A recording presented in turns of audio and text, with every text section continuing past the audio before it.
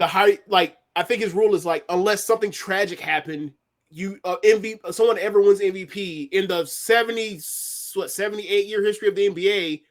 If you win MVP, you cannot be below like level 4, unless something tragic happened. Like Derrick Rose would be someone who like, he won league MVP. He's not in level 4, right, because his bad knees and then his career completely altered, right? Like for Jon Moxley to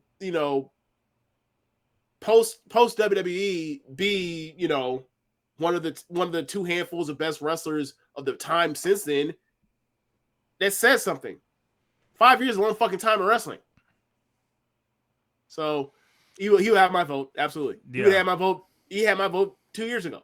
Yeah, I think he went on last year, but I think he might have fell off once, but yeah, like this guy, like him jumping, I think was such a shock to the system, and basically like should kind of be preserved of his importance, because he should get kind of EVP status I was talking about earlier because of this. It's like he became the ace of this company that got that became the second biggest pro wrestling promotion ever.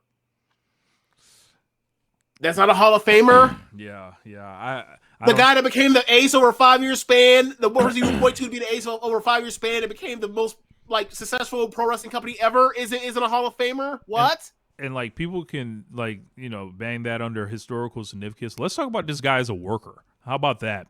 Like, because I know some people would look at necessarily like there'll always be like the Shield members, right?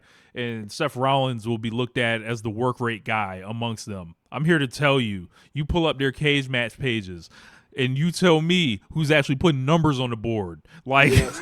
especially since he left for AEW and New Japan.